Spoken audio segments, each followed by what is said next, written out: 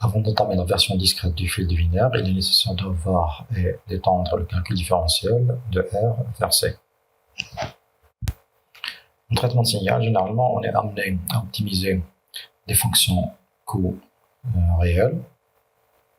Lorsque je dis optimiser, je veux dire maximiser ou minimiser ces fonctions par rapport à un paramètre scalaire vectoriel est généralement complexe.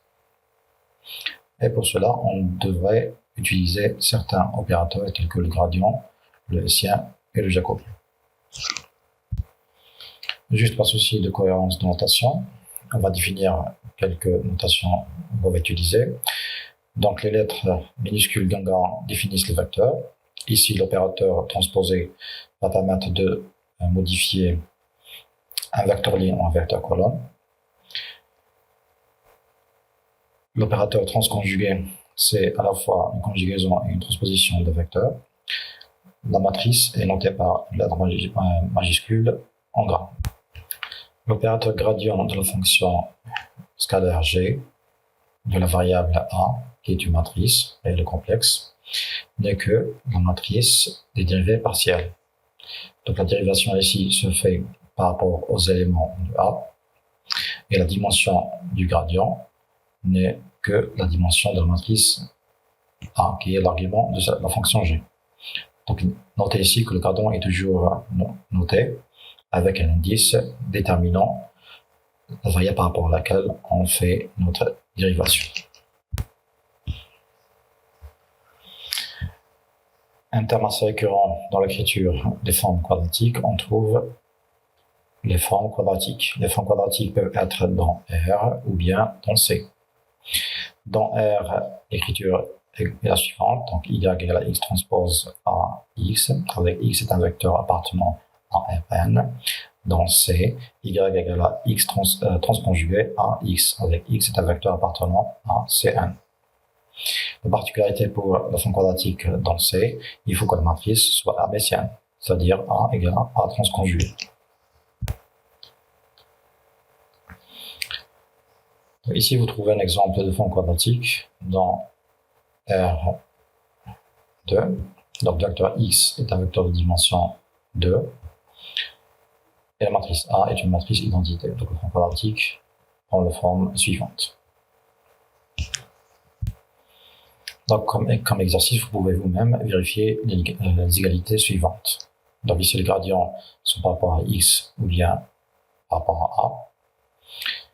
Il faut noter que ici, on n'a pris que le cas particulier pour des vecteurs et des matrices réelles. Pour des fonctions co-réelles à arguments complexes, on fait appel au calcul de Wittinger.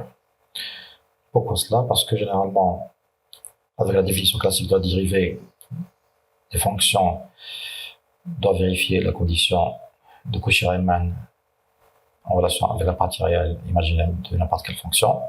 Mais par contre, avec le calcul de Wittinger, on peut élargir la famille des fonctions dérivables. Le calcul de Wittinger, tout simplement, il suppose que la variable x et x étoiles sont indépendantes. Et par exemple, le calcul du gradient se fait indépendamment pour ces deux variables. Donc, à titre d'exercice, vous pouvez vous-même vérifier les égalités suivantes.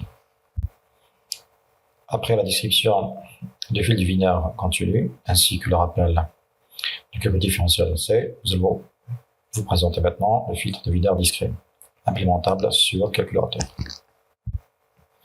Il faut noter que la version du fil de Wiener continu permet de connaître les limites de performance d'un fil de Wiener discret. Le fil de Wiener continu n'est qu'un filtre discret avec un nombre d'échantillons infini. Donc, comme le cas de la détection, on a des possibilités. Soit on se base sur un seul échantillon par symbole, ou bien un échantillon par symbole. Donc les performances sont améliorées si on augmente le nombre d'échantillons. Donc certainement, dans le cas du fil de Wiener discret, en termes de performance, il est moins performant que le fil de Wiener continu. Mais par contre, on est obligé de passer au côté implémentation discret, du fait qu'on peut gérer qu'un nombre fini d'échantillons. Pour le fil de Wiener discret, on va se limiter à une structure RIF, c'est-à-dire une réponse impulsionnelle finie, qu'on peut exprimer sous forme vectorielle comme suit.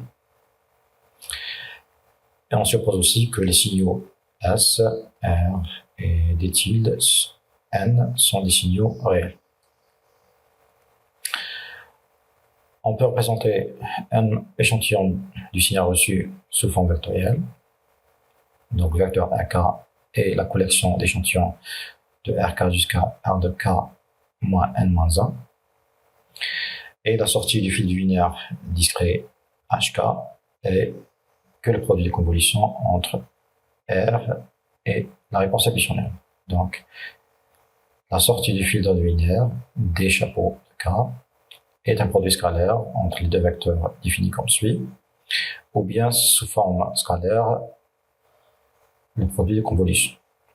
On peut aussi écrire le signal d'erreur, qui est la différence entre le signal désiré et le signal comme suit. Donc, le signal désiré, c'est SK, bien sûr, signal transmis. Et le signal estimé n'est que la sortie du filtre linéaire discret. Produit scalaire, réponse inconditionnelle, entrée R. Donc, comme pour le fil de linéaire continu, qui minimise l'erreur quadratique moyenne, le fil de linéaire aussi va minimiser l'erreur quadratique moyenne. Mais ici, l'expression elle est écrite différemment à l'aide des signaux discrets. Donc, l'erreur quadratique moyenne n'est que l'expérience mathématique du signal d'erreur au carré.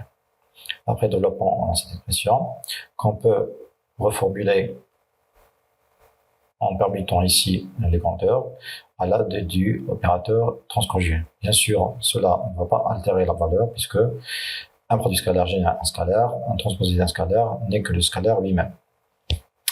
Donc, vers la fin, on aura cette expression.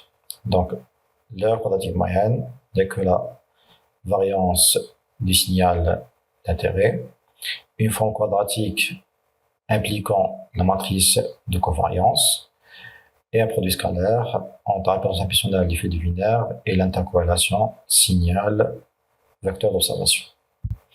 Donc, puisque la quadratique moyenne s'écrit en fonction d'une forme quadratique et un produit scalaire, la forme quadratique génère des polynômes d'ordre 2 suivant plusieurs variables qui sont des éléments de H.